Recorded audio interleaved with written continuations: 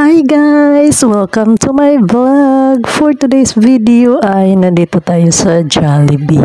Kasi meron na namang i-dedicate na baby. And syempre kasi pastor ang aking asawa and anak siya ng aming member sa church.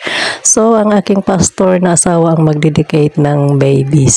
And ayan, pinapakita ko sa inyo yung roses at yung kandila na mamaya ipapaliwanag ng aking asawa yung mga simbolo kung bakit kailangan yun. Sali kayo sa video ko. Yan. Ano pala din yung mabigil natin? Makita na. Nakita pala na. Yung mas hindi mo na video. Sabi ko na video siya. Wala may video siya. Wala naman. Okay na yun.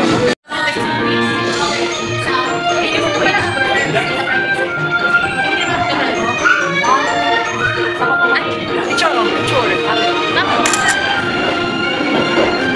Naka-video pala to. Pero nagpipicture, pwede mag-picture. Wala pang tao. Akala naman yung mana, hindi ano. Ayaw! Ay, pinitawan yung isa.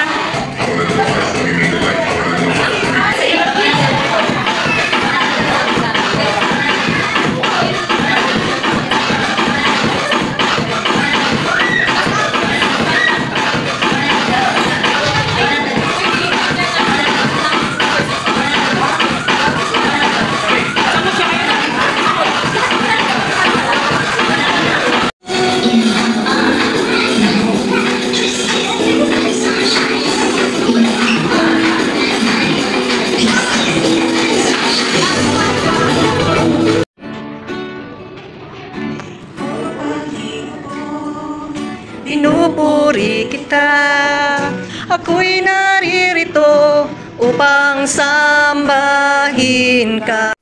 Ni Al, Brother Al, at saka ni Sister Lisa. May galing mo tayo sa ating para alam ko gusto niya na rin mag-party-party, you know? So I would like to read to you as we begin.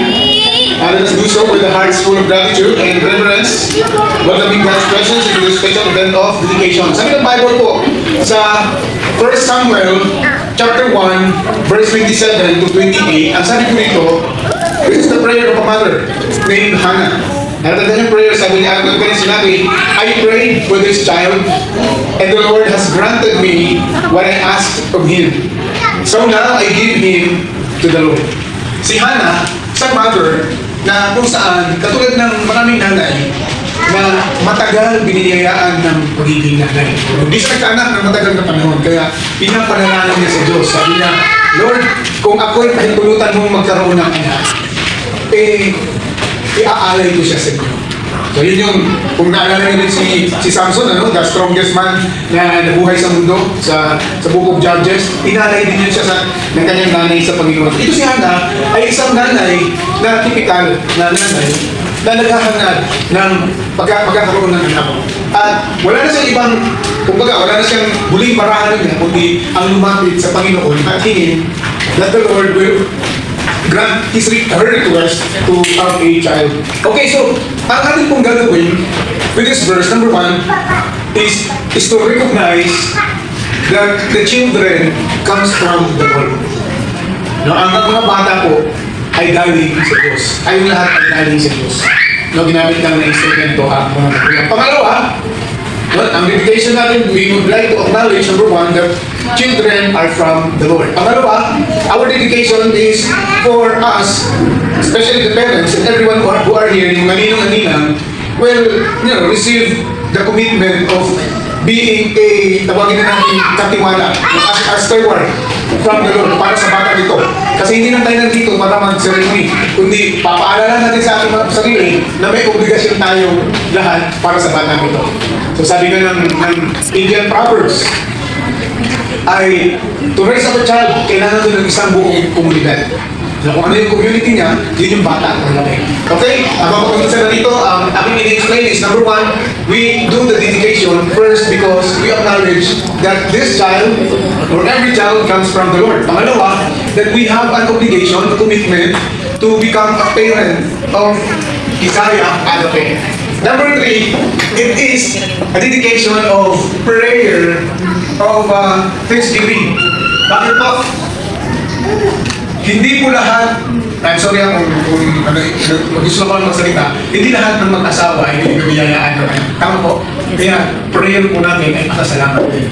So, although na-recognize natin na ang batang ito ay mula sa Diyos, at nandito tayo, dinidicate natin ang batang ito, pangalawa, dahil gusto natin alamin ang ating mga responsibilidad, pangatlo, nandito tayo para pasalamatan natin ang Diyos sa buhay ng mag-asawa at of course ni Isaiah Agape. Okay, so sabi po ng isa pang scripture sa Bible, sabi dito sa Mark chapter 10 verse 14, ang sabi, "Let the little children come to me." Ito ay ang salita mo dito ay ang Panginoon Kristo. Ang sabi niya, "Let the little children come to me and do not hinder them, for the kingdom of God belong to such as these." So yung mga bata talaga ay favorite ng ating Panginoon. So gusto niya, hayaan mo na ang mga batang ito ay lumapit sa akin. Ialay mo siya sa akin upang dahil ang kingdom ng Diyos ay para sa mga katulad ng mga batang ito. Gusto ko pong basahin para sa mga parents. Today, you bring your child before the Lord, acknowledging that she is a precious gift from God. Now, as parents, you are accepting the responsibility of teaching your child the truths of God, the truth of God's Word, modeling godly character, and leading them toward a personal relationship with Jesus Christ. Yun po ang ating commitment, kaya tayo nagpapadedicate sa mga bata. So ang tanong ko sa inyo, at pwede niyong sagutin na we do. Okay? Questions. Number 1, do you recognize your child as a gift from God and thank Him for this blessing? Do you commit to raising your child in the training and instruction of the Lord? Do you promise to pray for your child and guide them in the knowledge of the Lord? Do you commit to setting an example of faith, love, and godliness for your child to follow? Doon naman sa mga ninong at nina. Sino po yung nandito yung mga ninong at nina? Meron ba? Okay, pakitayo nga. Pakitayo nga. Para makita natin. Palakpakan natin. Masigabong palakpakan. Ito yung binigay na hindi lang. Papakihawak na lang. So pero, pakihawakan ninyo ito ninong at ninang. Pero alam ko, may mga ninong at ninang panawalan ito, no? Kasi habang dinidistribute ito, kung ilan yung ninong at ninang, mag-question na lang yung iba. Yung iba na lang, maghahawak ng Proxy na lang muna. Proxy, oh. Proxy muna. The sponsors, okay, ninong and ninang, would like you to answer this, I do, or we do, kung gusto niyo. Nasa inyo po, may dalawang tanong lamang. At gusto ko lang, bago ako magtatanong, ay gusto ko lang paliwanag yung kandila na ating hawak-hawak ay sumisimbolo ng inyong mga buhay. That represents your life, which is, itong batang ito ay bilang pangalawang mga magulang niya, ay tumitingin siya sa liwanag ng inyong buhay. Isa rin kayo mga example ng batang ito sa kanyang paglaki. Kasi hindi na tayo nandito para maging ninong at ninang. Ang responsibility ng ninong at ninang, number 1, is permanent. No, permanent, hindi ibig sabihin sinuli mo na yung kandila, ay okay na. Walang ganun dito. Kapag ikaw ay natuwid bilang sponsor, that is permanent. Pangalawa, it is spontaneous. Pag sinabing spontaneous, tuloy-tuloy ito. Hindi lang dahil, Pasko na, saan si Ninong, si Nina? Birthday ko na, si Ninong, hindi. Araw-araw, if you have a moment, if you have time to become a second parent of Isaiah Agape, then show your life as a great example for this child to live.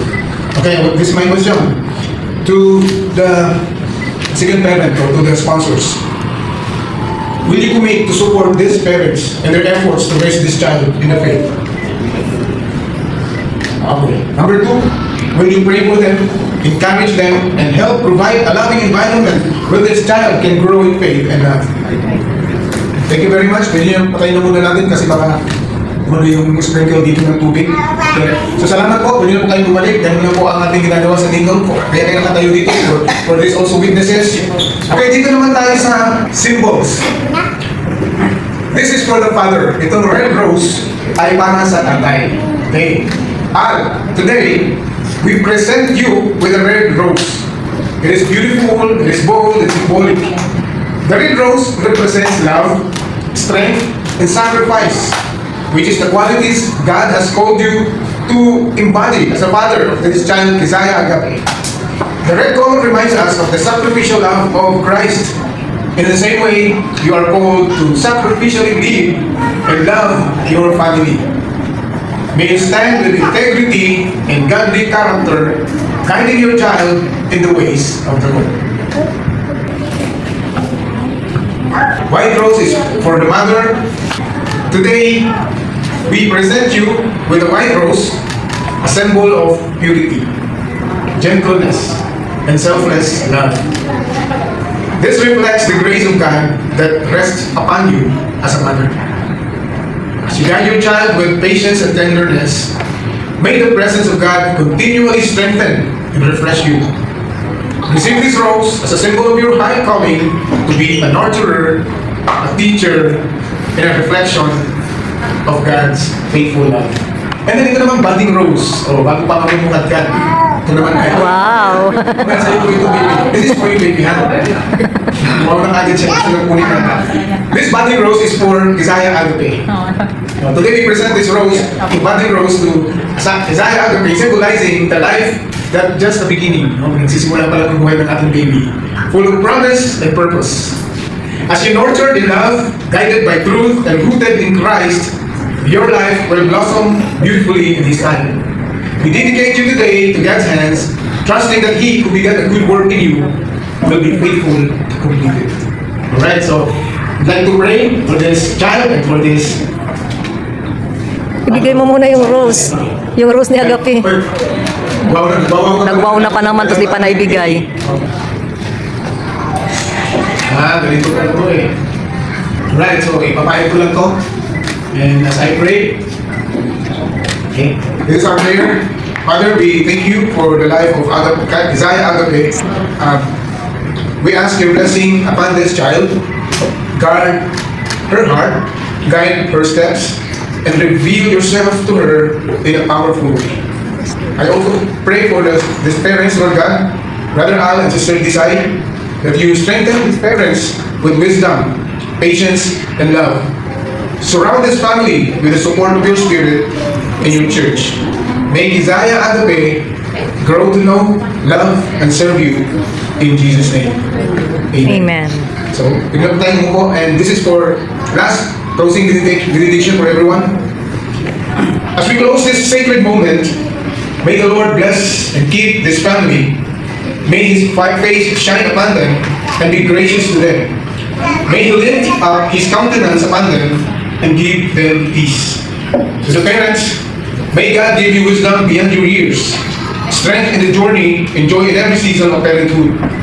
May your home be filled with His presence, your hands guided by His Spirit, and your hearts anchored in His love. To Isaiah Agape, to this precious child, may you grow in the grace and the knowledge of Jesus Christ. May your steps be ordered by the Lord, and may your life be a testimony of His faithfulness. May you be a light in the world. Amen. So, ayan, tapos na ang dedication ceremony, kaya kainan na. Bago mag-party-party si Jollibee, bago sumayaw ay kakain muna kami kasi ano na to, merienda time na. Kaya, ayan, kanya-kanya na kami ng ano sa aming table. Thank you guys for watching. God bless you and see you on my next vlog. Bye! Salamat sa pagtanaw!